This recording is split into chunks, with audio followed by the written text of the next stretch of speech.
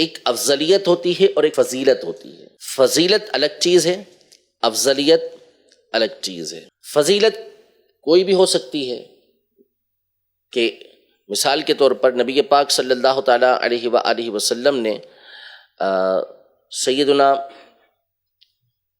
عبداللہ ابن مسعود رضی اللہ تعالیٰ عنہ کی قراءت کی تعریف فرمائی، ابی بن کعب رضی اللہ تعالیٰ عنہ کی قراءت کی آپ نے تعریف فرمائی، اور آپ امت کے سب سے بڑے قاری کہلائے ابی بن کعب رضی اللہ تعالیٰ عنہ، اور دیگر صحابہ کرام علیہم رضوان کی مختلف فضیلتیں۔ حضرت سیدنا ابو ذر غفاری رضی اللہ تعالیٰ عنہ کو آسمان کے نیچے سب سے سچا قرار دیا، لہجے کے اعتبار سے، گفتگو کے اعتبار سے سب سے سچا قرار دیا، اور صحابہ کرام علیہم رضوان کی الگ الگ نبی پاک صلی اللہ تعالیٰ علیہ وسلم نے مختلف فضیلتیں بیان کی، حسنین کریمین کی بیان کی، سیدہ فاطمہ زہرا رضی اللہ تعالیٰ عنہا کی بیان کی، اور افراد کی بیان کی۔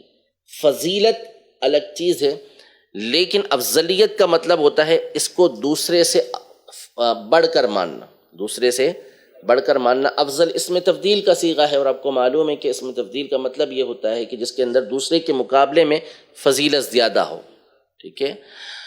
تو فضیلت اس میں ہر طرح کی دلیل چل جائے گی، یعنی ضعف بھی اس کے اندر تسلیم کر لیا جائے گا۔ اسی لیے کہتے ہیں کہ فضائل کے اندر احادیث ضعیفہ بھی معتبر ہوتی ہیں، یعنی ضعیف حدیث بھی فضیلت کے اندر معتبر ہوا کرتی ہے۔ لیکن افضلیت یہ عقیدہ ہے، یہ اعتقاد ہے، لہذا افضلیت کے لیے دلیل بھی اسی درجے کی چاہیے ہوگی جو آپ عقیدہ ثابت کر رہے ہیں، جو آپ کا عقیدہ اور نظریہ ہے اس کے مطابق دلیل ہوگی۔ یہاں پہ ضعیف حدیث نہیں چلے گی، یہاں پہ عام دلیل نہیں چلے گی، بلکہ اسی کے مطابق آپ کو دلیل پیش کرنا ہوگی۔ تو احادیث متواترہ سے یہ بات ثابت ہے کہ سیدنا علی المرتضیٰ کرم اللہ تعالی وجہہ الکریم سے بعض محدثین کے مطابق 80 اور بعض کے مطابق 120 کے قریب افراد نے اس بات کو روایت کیا کہ آپ فرماتے ہیں کہ جو مجھے سیدنا ابوبکر صدیق اور سیدنا عمر رضی اللہ تعالی عنہ پر فضیلت دے گا، میں اس کو وہی سزا دوں گا کہ جو تہمت لگانے والے کو سزا دی جاتی ہے۔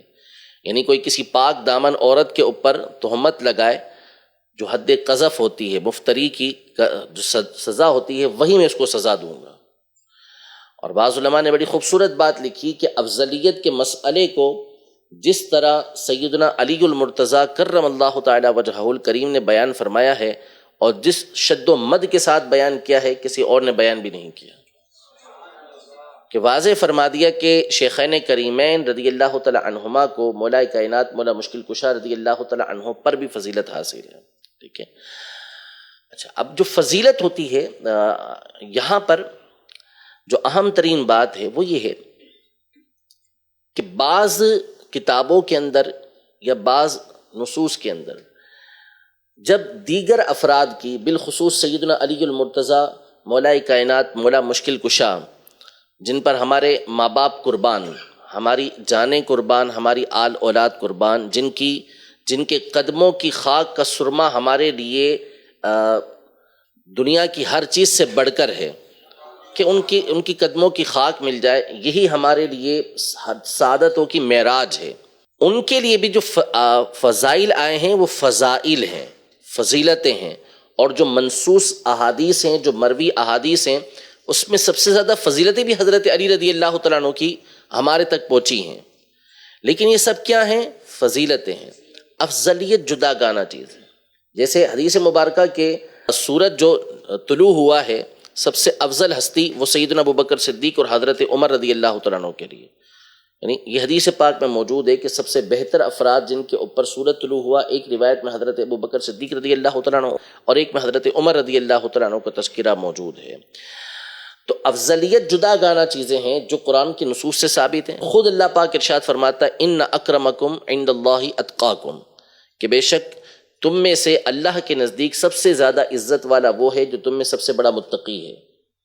تو اللہ کے نزدیک سب سے زیادہ عزت والا، قرب والا شخص کون ہوگا؟ جو سب سے بڑھ کر متقی ہے۔ اور قرآن مجید فرقان حمید میں اللہ پاک نے فرمایا وَسَيُجَنَّبُهَا الْأَتْقَى، اس جہنم سے ہم سب سے بڑے متقی کو دور رکھیں گے۔ اور اس پر مفسرین کا اجماع ہے کہ یہ آیت سیدنا ابو بکر صدیق رضی اللہ تعالی عنہ کے لیے نازل ہوئی ہے۔ اب دونوں آیتوں کو ملا کر نتیجہ یہ نکلے گا کہ اللہ پاک نے ارشاد فرمایا کہ ابو بکر صدیق رضی اللہ تعالی عنہ یہ اتقی ہیں، سب سے بڑے متقی، یعنی امت میں سب سے بڑے متقی ہیں، اور خود ہی ارشاد فرما دیا کہ جو سب سے بڑا متقی ہے اس کا مقام اللہ پاک کی بارگاہ میں سب سے بڑھ کر ہے۔